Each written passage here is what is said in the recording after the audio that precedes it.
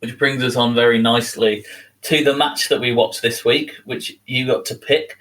So if you'd just like to enlighten us, tell us what the match was and tell us why you chose it. So it was from an episode of Smackdown, which I think was the 29th of July 2004. I chose this match specifically, so it's an 8-man elimination match for the United States Championship. First time ever. Yeah, exactly. And for me, I chose this match because I vividly remember it being the match that got me back into wrestling back in 2004. So as we established last week, I used to watch WCW quite a bit when it was on Channel 5 in the UK, but then when that was cancelled essentially it defunct, I fell out of love with wrestling because I didn't have Sky, wasn't really able to keep up with any of the goings-on. So go to 2004, a holiday at my nan's house in Spain. We had Sky Sports for the first time in my life. Put on the TV and what's on is SmackDown. And this is what I landed on. So I knew about Booker T from my WCW days. So I knew he was the one that I liked, even though, as we'll see, talking about the match and the lead up to this, he is the heel of the piece. But I was supporting WCW. But I think in general now, if you look at this and you've got a bit more of an understanding of how wrestling works, it's really easy to look at a match with like 8 people in and consider it like overbooked nonsense, just a finisher fest. But I think as someone, if you're a kid who hasn't really watched wrestling before, or you're just getting back into it for the first time, it was a really good opportunity to get introduced to 8 characters and their personalities. Well, I say that probably about 7 wrestlers and also Charlie Haas, who was there, who does nothing of any value in this. He had blue pants. He is just literally there.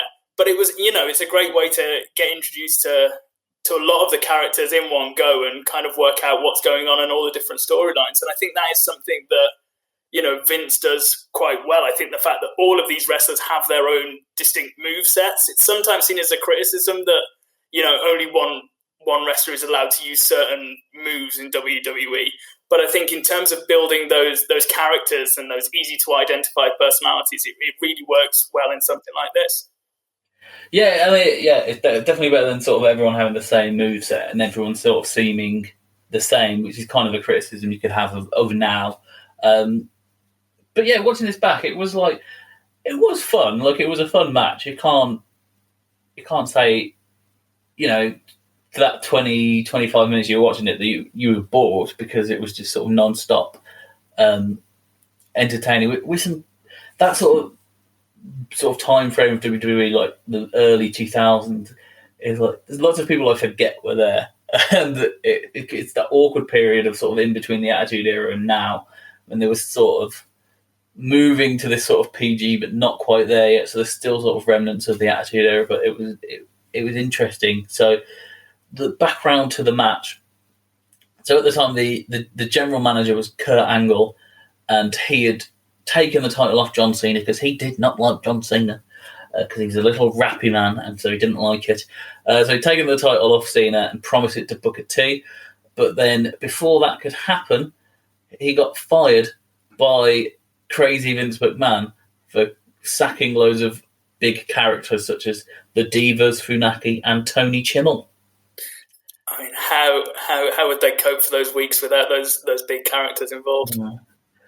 I forgot how crazy Vince looks. Because now he's just this little old man, but he looked in like the first point of the show when he just walks out with his Vince walk and it's like fucking hell. It is insane. It's the walk and the stare as well. It's absolutely. Yeah. He seems to just be like gyrating with every move. He looked literally insane. Bless him. So yeah, all the superstars come out to sort of make their claim for the US title. They're very flimsy claims, because only really Booker T or John Cena can have any. And lots of them don't even make. The only 2 that speak are Booker T and Kenzo Suzuki for some reason, who were both baddies. Yeah, why are they arguing with each other? Well, because as Kenzo Suzuki says, he loves America more than Booker T. So that was his claim. The US champion. That is literally his claim. Booker T tells Kenzo Suzuki that he looks like he works in a late-night Japanese sushi restaurant. So that's nice and... Look at the early racism in the show. The Smackdown. That's what we expect, let's face it. And then Kenzo through his translator. And yet doesn't even speak. So you just get like RVD walking down saying, yeah, I'd have that belt. Just go, RVD. Kenzo through his translator said that Booker T's breath smelled. Yeah, like a herd of wildebeest. Yeah. It's that kind of thing, like you're saying that gap between the Attitude Era and Ruthless Aggression, where you get these kind of like insults that are supposed to be hard hitting, but then have been watered down to the point of, I don't think Booker T would really care if you told him that. But basically, the insults were, "You're Japanese, you smell." Like, whoa, that cut deep, man. But yeah, everyone else just sort of comes out and stands there, and then the new general manager, Teddy Long, comes out and says, "We're going to have an 8-man player." And Booker T for the first time ever, can we just say for the first time ever, an 8-man elimination match for the US Championship. Booker T was assuming that he was just going to be given the title by Teddy Long, not given the Teddy Long. Here's your victory, you get Teddy Long, because before this, Teddy Long had been managing Rodney Mack, and their gimmick was that they hated white people and would do stuff like the White Boy Challenge, where they would see if a white man could last 5 minutes in the ring with Rodney Mack. Teddy Long quickly moves away from that. It's like, I'm not doing that anymore. Don't mention that, Booker T. I am good general manager now. So, yeah, he puts together... I think as well of Teddy Long keeping Rodney Mack's entrance music, which says the Mack Militant, and continues to keep it till this day. Yeah, Rodney Mack is long gone. I mean, Rodney Mack was there, I'd say, at most a year. Like, it's the Mack Militant. We don't know who Rodney Mack is anymore. I think they're probably setting it up for the great return. Well, obviously, we've got the Royal Rumble coming up. Maybe it'll be the return of Rodney Mack. I mean, by the time this is out, the Royal Rumble will have happened, so people will be like, they're dismissing Rodney Mack. He just won the Royal Rumble. He won both Royal Rumbles. Now we are going to look like soothsayers. Rodney Mack went in drag and won both Royal Rumbles. This is one of the things. I don't think Rodney Mack's dead. It's a tough one with wrestlers. You never know with this era of wrestling. Yeah. Let's assume he's not, and assume we haven't besmirched a dead man. And if he is, rest in peace. Rest in peace, bro. I mean, doing a wrestling podcast, we are at one point eventually going to speak ill of the dead because it's just inevitable. But luckily, no one in this match, to my knowledge, is dead. So let's run through the field. We had technically the champ, kind of. The title was vacant, but the guy holding the belt was Booker T, who obviously, as you mentioned before, big WCW star, five-time champion. The only kind of real WCW star that came in that initial wave of the invasion kind of angle. He was the big name, really. Yeah, when I was watching it, I was trying to think, like, did anyone from WCW do better than Booker T in WWE? And the only one you could say would be Rey Mysterio, but he kind of didn't have enough of the WCW, like, association that they could make in their own, in a way. Yeah. And then obviously, I think the big name and who did come over initially as well at this time was Flair, but obviously Flair had kind of played all of them at that time. I think he is most, when you look at the longevity, mostly of his time would have been at WCW. Yeah, yeah. It's such a universal name in the world of wrestling now. I don't think we can really count him in that. Yeah. It's Flair, Booker T, Ray, I mean Goldberg now. What I was going to say is, I mean, I think we'll probably discuss this at length at some other time because being the WCW guy that I am, I feel like this will crop up and we will probably speak about it a lot more. But yeah, just to say that Booker T was really the main guy in that period from WCW that moved over when WCW folded rather than a jump ship before then. I've always really loved Booker T. I have when he first came over, I didn't like him because I thought he was the WCW's version of The Rock. And as a kid, I was like, yeah, The Rock, fuck you. But I've since grown to I've got a lot of love for Booker T, especially like how much he throws himself into his characters. Also in the field, we had little baby John Cena. He looked so young. It was mad because I was watching it this time, but going back and watching, he's like, "Oh, it's little baby John Cena. He's little baby boy." I mean, he wasn't that. He wasn't a child.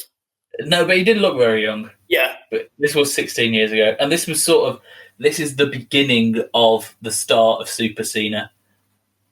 So I think she won't thank me for saying it, but my sister had a massive crush on John Cena at this point as well, and still does to this day. But yeah, it was weird because this was when he not long after he just turned face, and people loved him. Like it was so weird to see him around this time, and people going mental for him. Within a couple of years, I'd say in about a year, 18 months, that reaction changes a lot. But he was really good at this time, sort of rapping, cheeky Cena. But yeah, we're about to head into Super Cena territory. Also, we got RVD, Rob Van Dam, Mr. ECW, the master of the 5-star frog splash. Always, I thought, very underrated. He was always top of the mid card, never quite pushed into the main event scene as much as he should have.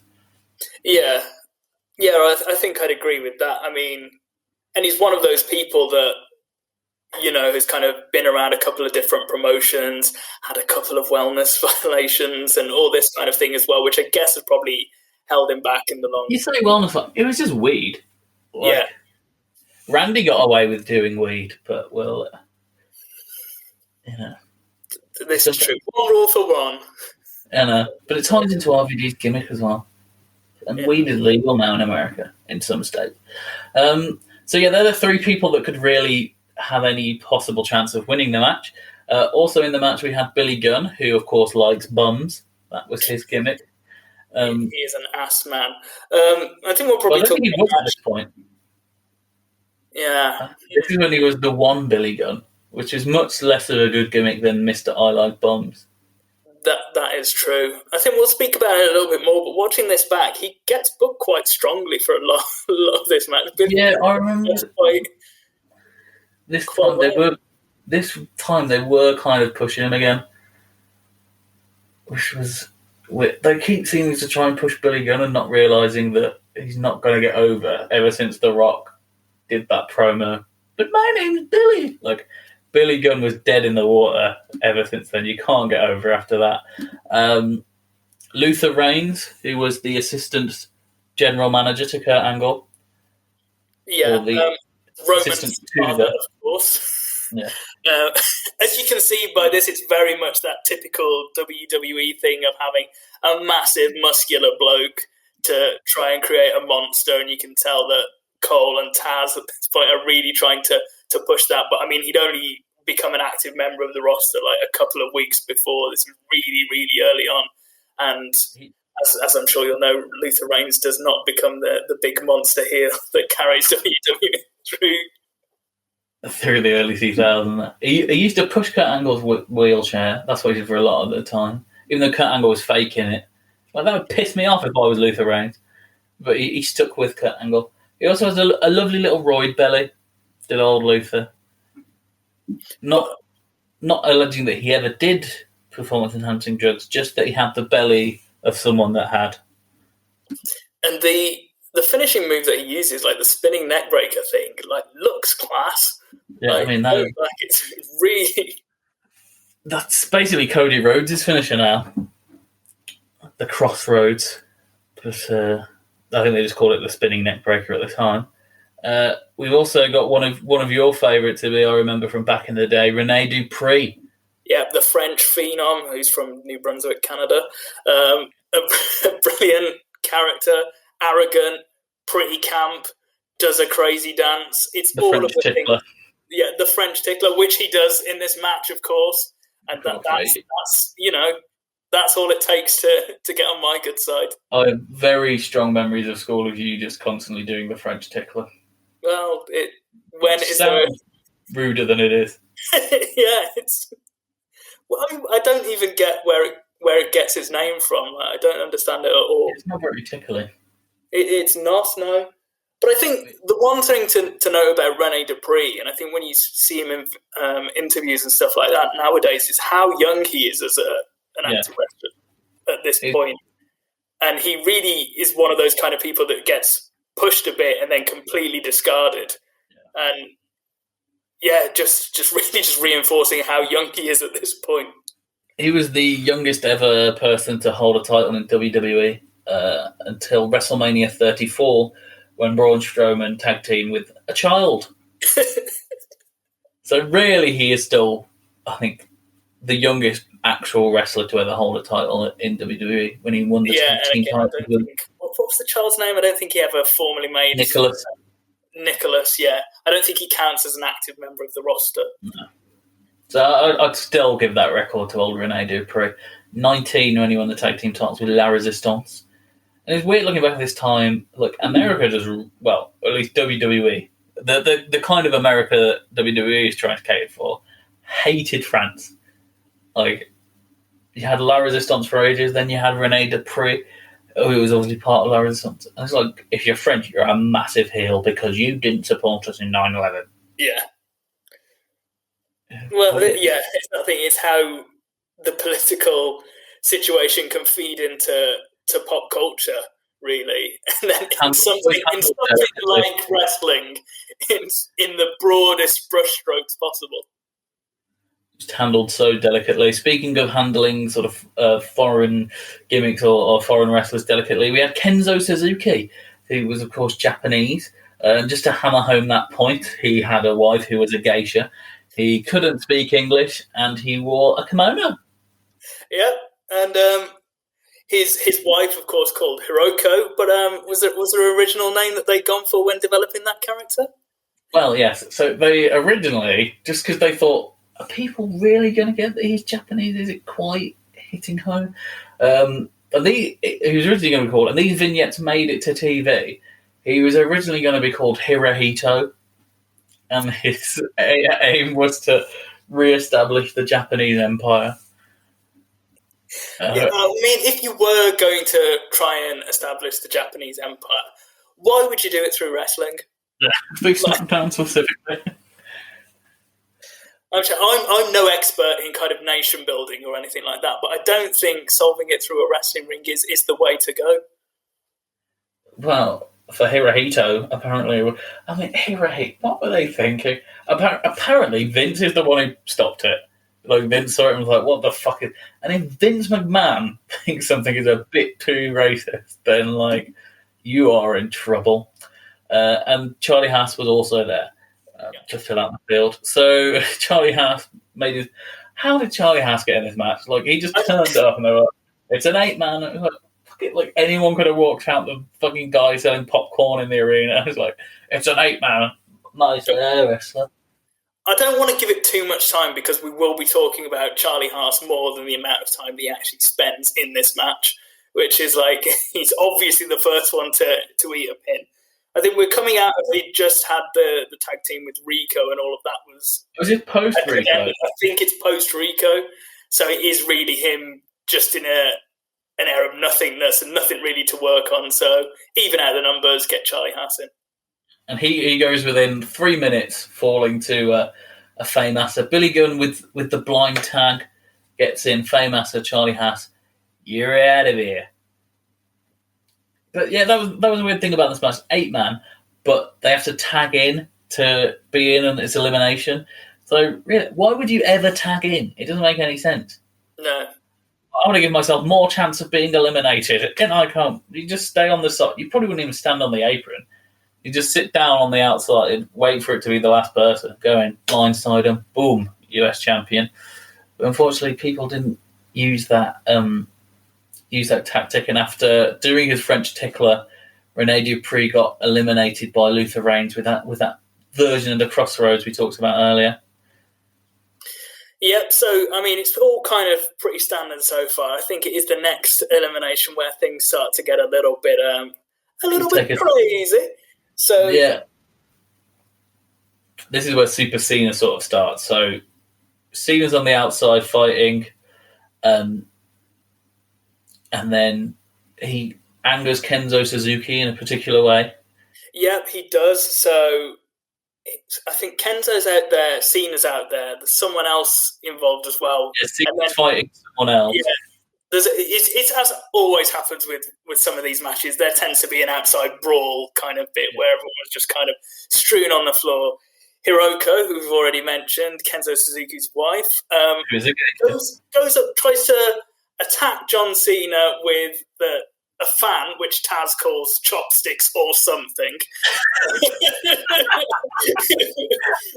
clearly like a Japanese fan that she's going to attack him with. So Cena turns around and then grabs Hiroko and just snogs her and gets all covered in the geisha makeup. And unsurprisingly, this does anger Kenzo Suzuki because it's a non-consensual kiss. On his wife, yeah. By the hero of the piece. So we cheer that. John Cena is the face of this. Snogs someone's wife, so Kenzo Suzuki smashes Cena around the head with the belt. And for that, he gets eliminated. And I mean, I know Kenzo's the heel, but you've got to feel for the lad. Yeah, I mean, really, they should.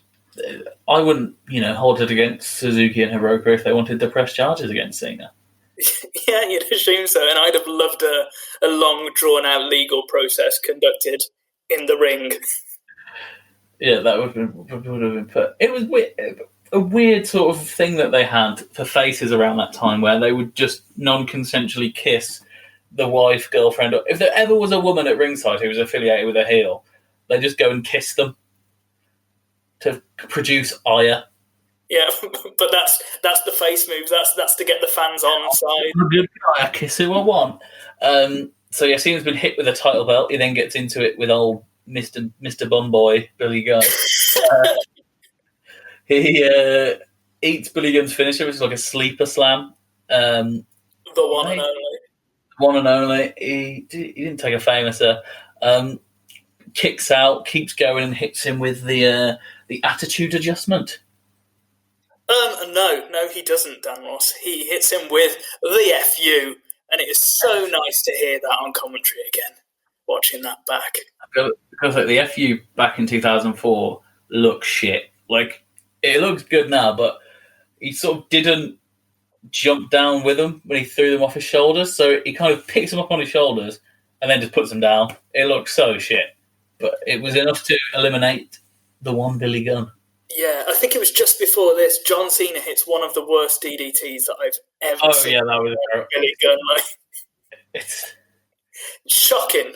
Shocking. DDTs are like your bread and butter in wrestling. You should be able to do one of them, no problem. Big match, John. And then basically the same happens with Luther Reigns. Luther Reigns comes in, gives Cena a bit of a battering. Cena kicks out at 2, and then boom, FU. See you later, Luther. And Reigns is gone as well. So final three. I really want that as a kind of storyline that they do as a hark back, just to have Luther Reigns as Roman's long-lost uncle or something like that. For no reason whatsoever other than me. It wouldn't make much sense. Well, because it would mean he's also related to the Usos and The Rock. Yeah.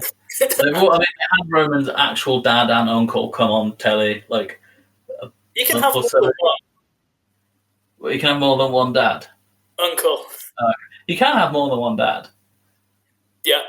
I think that would be a bold storyline to have Luther Reigns and Afa, or is it Afa or Sika, be in a homosexual relationship where they adopted Roman as their son. Yeah, and I now want to see that more than anything. I don't think... We're putting this idea out in the universe. If someone knows someone, if it just gets a little bit of traction, I think it's worth doing. I mean, it's been a crazy year or so. Anything could happen. We could have 2020, 2021 ends with a gay paternity storyline involving Roman Reigns. Yep, book that shit now. Through. Down to the 3 that we mentioned that had any chance from the start of winning this match. We've got Booker T, we've got Rob Van Dam, and we've got John Cena. Yeah, so RVD looked class here. I was rooting for him despite knowing what happened. Like, he looked the best of the 3. Yeah, I completely agree. And he does a lot of the... So he starts off the match, he's kind of out for a bit, then does a lot of the work for the final part of the match as well. So... I mean, he hits the moonsault that he does on Cena, hits the frog splash on Cena, But I mean, you get a real kind of show of everything that RVD's got to offer, minus anything involving weapons, obviously. Yeah, that would have been a disqualification. But anything in his moveset, it really does show RVD in a great light. Like you said, if you just turn this on and watching it for the first time, you saw that, especially like as a sort of early teens, you just be like, this guy's class, I love him. There's all that flippy stuff. He would automatically be your favourite. Yeah. So the match ends with, as you'd assume, a kind of slightly overbooked finish. So we've got RVD going up to hit the frog splash on John Cena, but while he's climbing up to the rope, Booker tags himself in. So RVD delivers a frog splash, but he's not the legal man. Booker goes in, capitalizes, pins John Cena, and then hits the scissor kick, which, going back and looking at it, is still a ridiculous move. Yeah. So you have to have RVD. Yeah. So RVD has landed the frog splash. He's then kind of cowering and hurting his belly. So he's just kind of stood in the middle of the ring, as I'm sure you're aware, head bent over, which allows Booker to hit the scissor kick on him. The problem with Booker T's scissor kick is that he goes to the rope first. So the amount of time that you've got to have someone standing, crouched over, holding their belly, go, oh, far too long. If you could just kind of hit it out of nowhere, maybe. The fact that it's got the run to the rope to then scissor, it's too long for a man who is a wrestler, so knows what would happen if you're just standing hunched over. Yeah, it just looks so stupid. But hits that and he wins the title. Yeah, it manages to be more contrived than the 619, which I don't think is possible. So Booker T, the new United States champion. So what happened next? Well, they had a best-of-5 series for the US title, Cena versus Booker T, which John Cena unsurprisingly won. But he then lost it on to the debuting Carlito Caribbean Cool. They had a bit of a feud, which led to Cena getting stabbed by Jesus, who was Carlito's friend, or Jesus. Yeah, he eventually wins. Yeah. I prefer saying getting stabbed by Jesus. I mean, we've had people team up with God before, so, you know. People, specifically Shawn Michaels against Vince, because, you know, Vince would have to be involved. Cena wins it back from Carlito. Eventually loses it again to Orlando Jordan, who was part of JBL's cabinet. JBL was the WWE, long-reigning WWE champion at the time. Cena then went on to beat JBL for the title, and that's where Super Cena begins.